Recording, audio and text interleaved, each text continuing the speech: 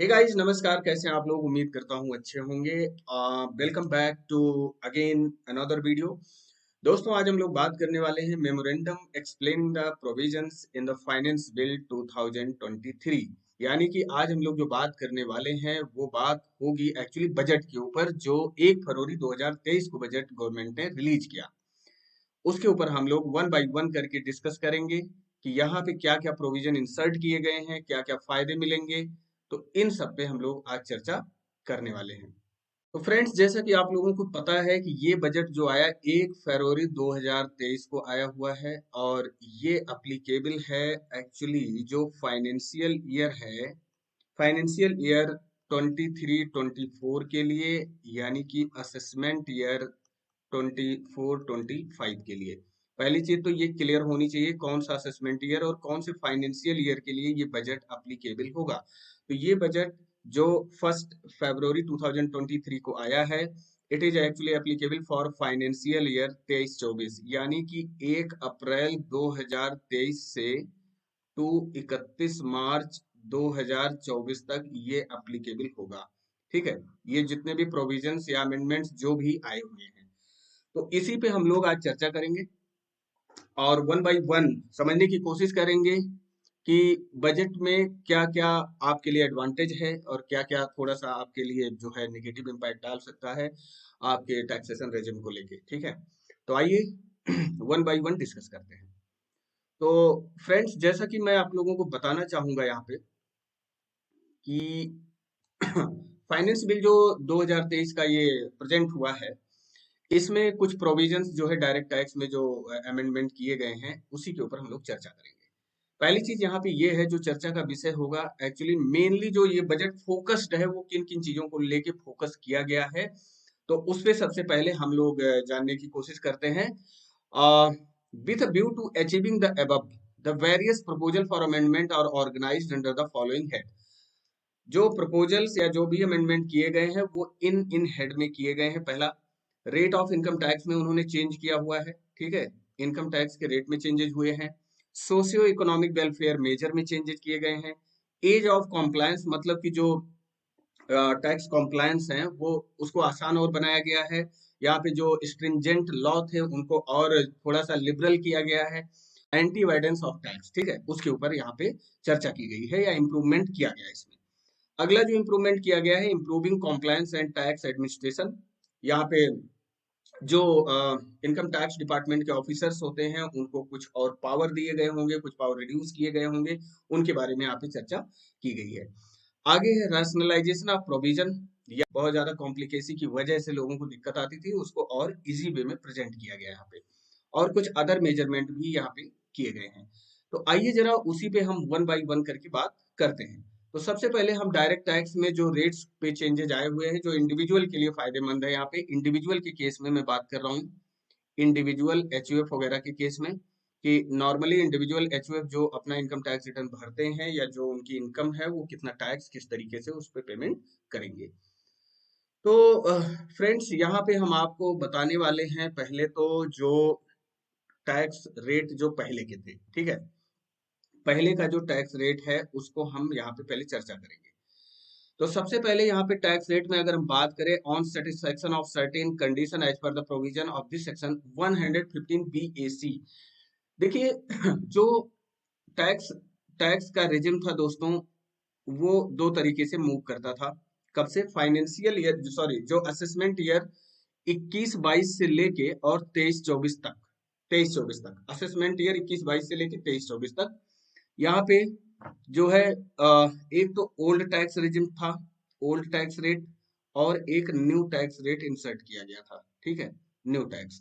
तो अभी जो है असेसमेंट ईयर 23-24 तक जो रेट है वो वही चलेंगे जो 21-22 से चलते आए हुए हैं। ठीक है, यानी कि अगर आप 115 BAC को फॉलो करते हैं ऑन मीटिंग सर्टेन कंडीशंस, यानी कि कुछ डिडक्शंस वगैरह आपको फॉरगिव करना पड़ता है, आपको सरेंडर करना पड़ता है, तब जाके आप सेक्शन 115 BAC का फायदा ले सकते हैं न्यू टैक्स रेजिम का।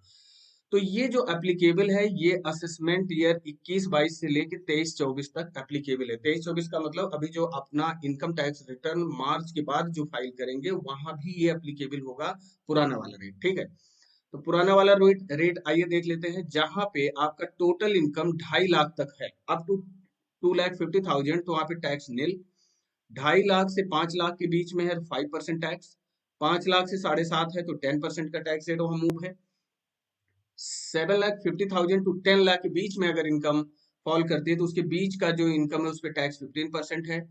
10 to 12,50,000 के बीच की इनकम पे 20% का टैक्स, और 12.5 लाख से 15 लाख के बीच में जो इनकम है उस पे 25% का टैक्स, एंड अबव 15 लाख पे 30% का टैक्स जो है ये पुराना टैक्स रेट है, ठीक है। तो ये हालांकि क्या है, ये टैक्स रेट अभी आपको अप्लीकेबल होगा क्योंकि आप अभी जो अपनी इनकम टैक्स रिटर्न फाइल करेंगे वो फाइनेंशियल ईयर जो है 22-23 के लिए आप फाइल करेंगे, ठीक है। ओके, आइए आगे जरा देखते हैं इसमें। अब इसमें क्या बोला गया, ये तो ओल्ड टैक्स था, ओल्ड मतलब न्यू टैक्स रिजिम में जो ओल्ड रेट थे वो था, ठीक है। और एक चीज मैंने यहाँ पे आपको बताया था कि जैसा कि न्यू टैक्स रिजिम ये हम लोगों ने डिस्कस किया यहाँ पे। ओल्ड टैक्स रिजिम वही चलता था, तीन तीन सेक्टर में उसको बांटा गया था।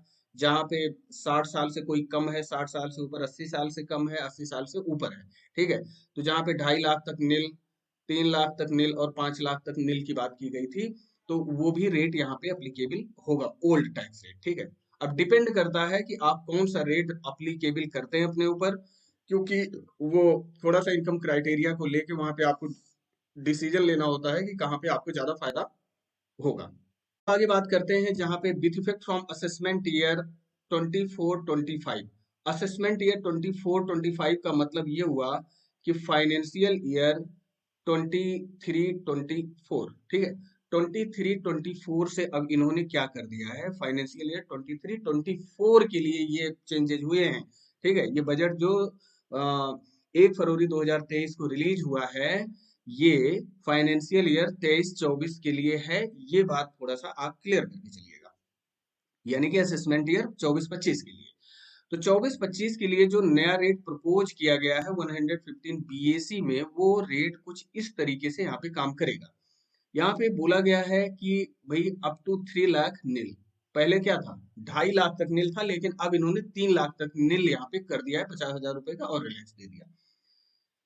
इनकम अगर आपकी फॉल करती है 3 लाख से 6 लाख के बीच में तो 5% का टैक्स है, and if income falling from 6 lakh to 9 lakh 10% tax rate, and from 9 lakh to 12 lakh in between तो 15% tax rate, and if income falling between 12 lakh to 15 lakh that means ये डिफरेंस में 20% का टैक्स लगेगा, और above इनकम अगर 15 लाख से आपका है तो वहां पे 30% का टैक्स लग जाएगा उतने अमाउंट पे, ठीक है। आगे बात करते हैं कि अब ये जो टैक्स रेट बताए गए हैं ये किसके लिए थे। तो यहाँ पे मैं आपको बता दूं, यहाँ पे जो टैक्स रेट थे, income of a person being क्या है, वो इंडिविजुअल है, एचयूएफ है, और एसोसिएशन ऑफ पर्सन है, other than a cooperative society. ये कोऑपरेटिव सोसाइटी के लिए एप्लीकेबल नहीं होगा, तो ये क्या होगी। तो यहाँ पे हमने देख लिया कि जो असेसमेंट ईयर 24-25 के लिए यहाँ पे एप्लीकेबल है रेट, वो न्यू रेट इस तरीके से एप्लीकेबल होगा। ओके, आइए आगे देखते हैं। अब यहाँ पे जो बोला गया है कि भाई इसको विड्रॉ कर सकते हैं, मान लीजिए शिफ्टिंग कर सकते हैं क्या, नए टैक्स रेट से पुराने में, पुराने से नए में, फिर नए से पुराने में, क्या यहाँ पे शिफ्टिंग हो सकती है। तो यहाँ पे उसी के ऊपर हम लोग यहाँ पे चर्चा करेंगे। तो आइए जरा बात करते हैं कि ये नया टैक्स रिजिम कब हम एक्सरसाइज करें, इस नए टैक्स को हम कब एक्सरसाइज करें, यानी कि the the option is required to be exercise, कब एक्सरसाइज किया जाए। पहला, ऑन और before the due date specified under sub section 1 of section 139, यानी कि जो सेक्शन 139 सब सेक्शन 1 में इनकम टैक्स रिटर्न फाइल करने की ड्यू डेट दी गई है, उसके अंदर ही आपको रिटर्न फाइल करना होगा, यानी कि विद इन ड्यू डेट तभी आप नए टैक्स रेजिम का फायदा ले सकते हैं। Of the act for furnishing the return of income for such assessment year in case of a person having income from business और profession and such option once exercised shall apply to subsequent assessment year। यानी कि अगर कोई person ऐसा है जिसकी income केवल income from business and profession से है, उसने अगर नया टैक्स रिजिम एक बार ले लिया तो सब्सिक्वेंट ईयर में मतलब आगे आने वाले वर्षों में उसे नया टैक्स रेजिम ही अप्लाई होगा। ठीक है। Person having income from business और प्रोफेशन, एक पर्सन जिसके पास इनकम किसकी है, केवल बिजनेस एंड प्रोफेशन की है, who has exercise the above option, above option का मतलब नया ऑप्शन जिसने ले लिया, नया टैक्स रेजिम। ठीक है। Of shifting out of the regime provided under the provision of section 1A of section आगे 115 BAC shall be able to exercise the option of opting back to a regime under the proposed subsection 1A of section 115 BAC only once। यानी कि अगर किसी person की income केवल business and profession से है और उसने नया टैक्स रेजिम ले लिया है तो उसको केवल एक बार ऑप्शन मिलेगा, वो बैक कर सकता है। बैक का मतलब ओल्ड रेजिम में आ सकता है। ठीक है। तो यहाँ पे ये बात की गई है, however a person not having income from business or profession shall be able to exercise this option every year।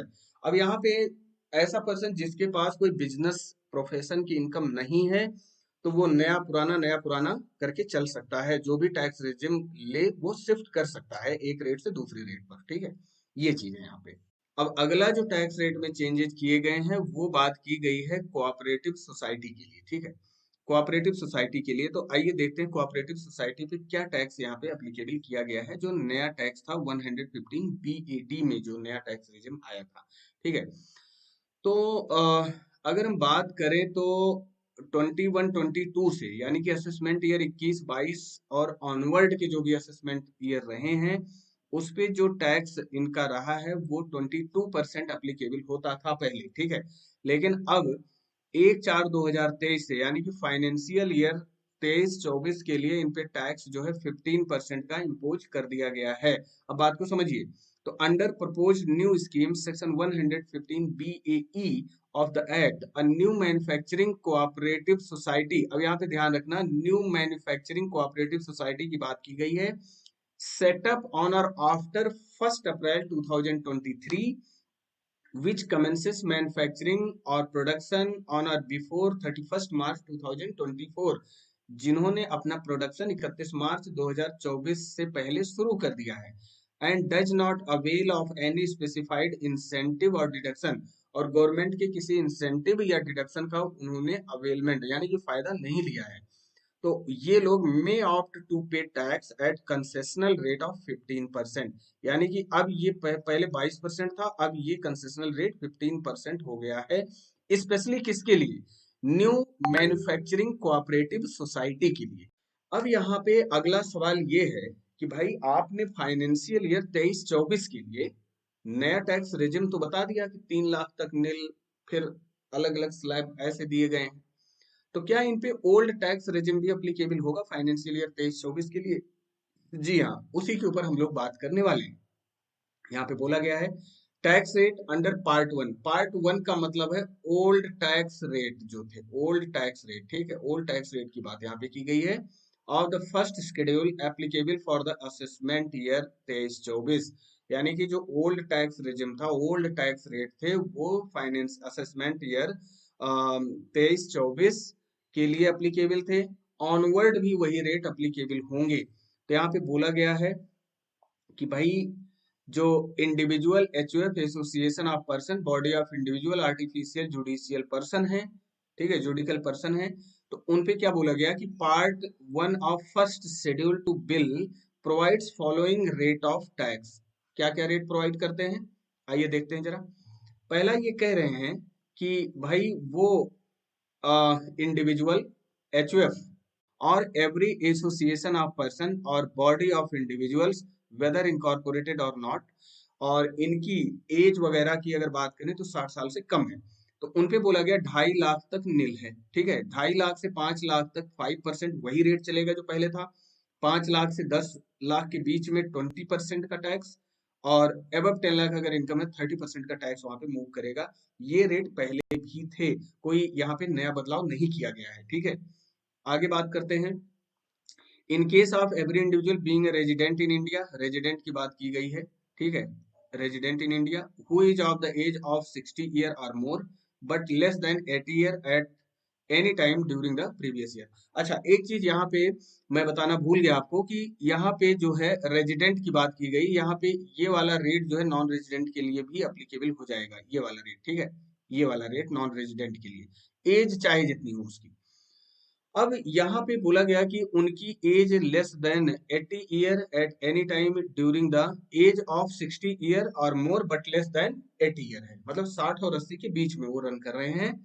तो अप टू 3 लाख जो है नील, 3 लाख से 5 लाख के बीच की इनकम पे 5%, 5 लाख से 10 लाख की इनकम पे 20% एंड एबव 10 लाख की इनकम पे 30% का टैक्स रेट यहाँ पे मूव करेगा। वहीं पे अगर उनकी एज मोर देन 80 ईयर है, more at any time during the previous year, as कितनी 80 ईयर से मोर है, तो 5 लाख तक टैक्स नील, 5 लाख से 10 लाख के बीच में 20% और एबव 10 लाख 30% का टैक्स यहाँ पे मूव करेगा। यानी कि ये वही पुराना जो ओल्ड रेजिम वाला टैक्स पहले का था वही अब भी एप्लीकेबल होगा, इसमें कोई बदलाव नहीं किए गए हैं।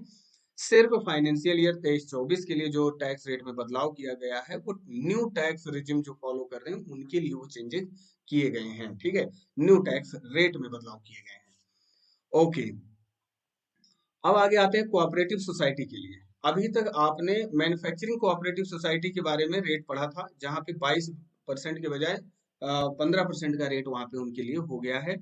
तो यहाँ कह रहे हैं in case of cooperative society, जो नॉर्मल कोऑपरेटिव सोसाइटी होती है, the rate of income tax have been specified in para B of part 1 of the first schedule to the bill, they remain unchanged at 10% up to 10,000। उसमें कोई भी change नहीं किया गया है, वो बदलाव बिल्कुल भी नहीं किया गया उसमें।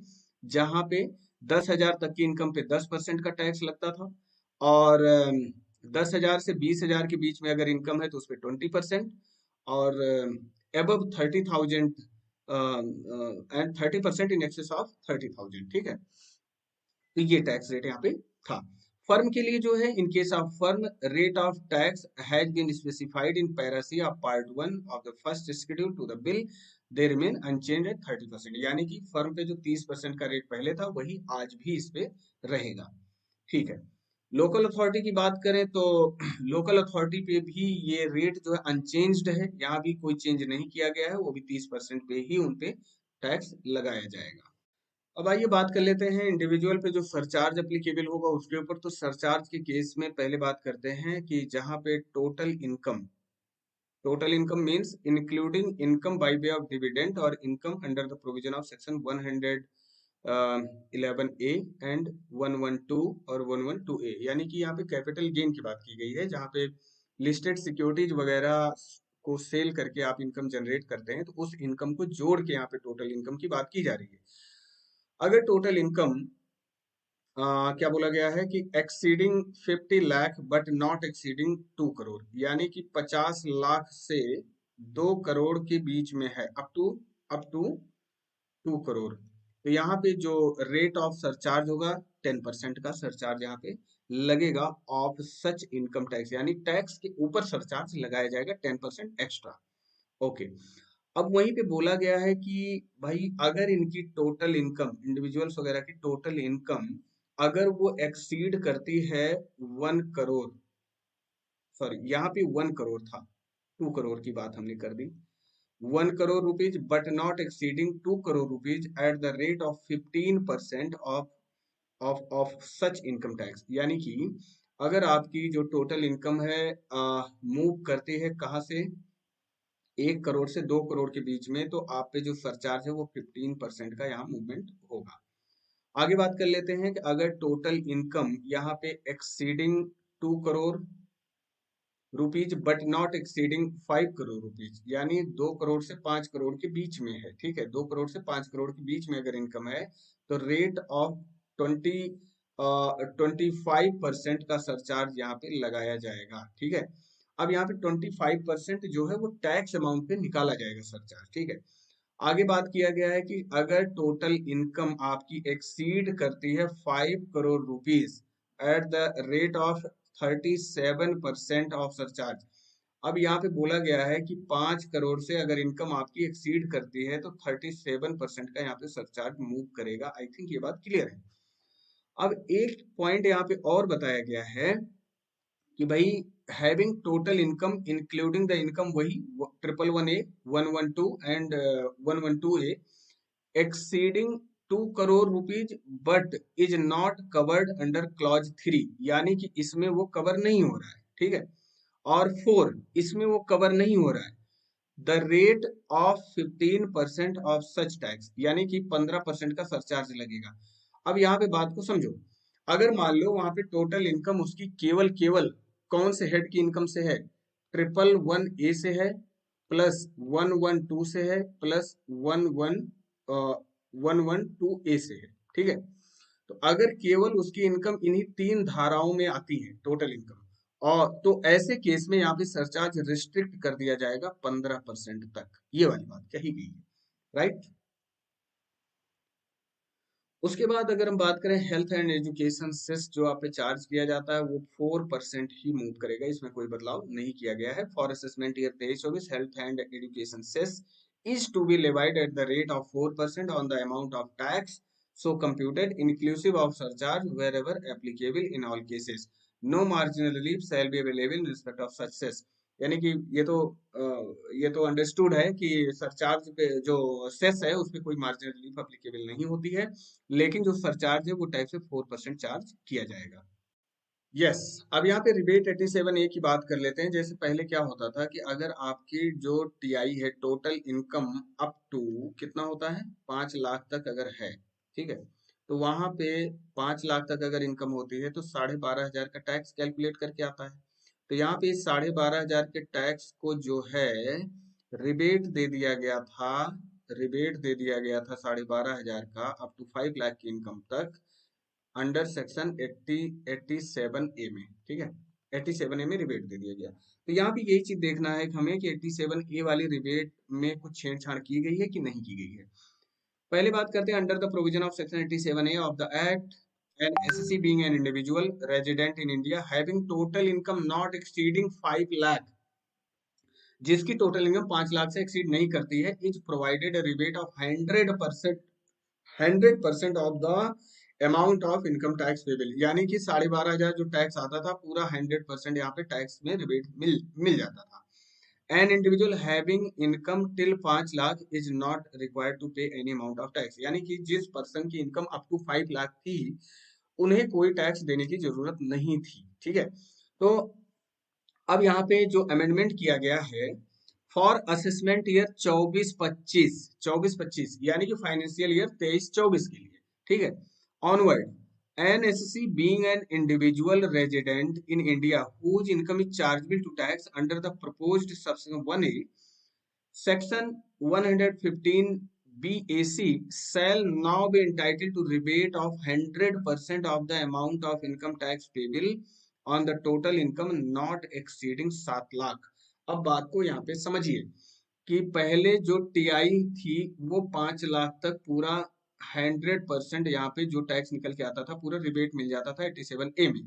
अब टीआई अगर आपकी 7 लाख रुपए तक होती है तो यहाँ पे भी पूरा का पूरा आपको 100% का रिबेट 87A में मिल जाएगा।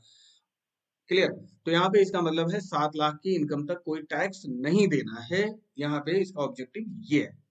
तो फ्रेंड्स ये जो मेजर चेंजेस किए गए थे इंडिविजुअल्स वगैरह के लिए, अभी हम लोगों ने इंडिविजुअल्स वगैरह के टैक्स रेट के बारे में समझा, old tax, new tax, changes कहाँ हुए हैं, रिबेट क्या चेंज किया गया है इस पे, और कुछ लीव इनकैशमेंट वगैरह में भी जो है बदलाव किए गए हैं। जहाँ पे मैक्सिमम एग्जेम्पशन आपको 3 लाख तक अलाउ होती थी वहां पे भी 25 लाख तक का प्रपोजल रखा गया है। तो मेरे विचार से ये इतना जो छोटा सा कंटेंट तैयार किया गया ये आपको समझ में आया होगा होपफुली। और अगर आपकी कोई क्वेरी है तो you can write in comment box and definitely I will reply for the same. Thank you very much for watching this video. Take care, bye bye.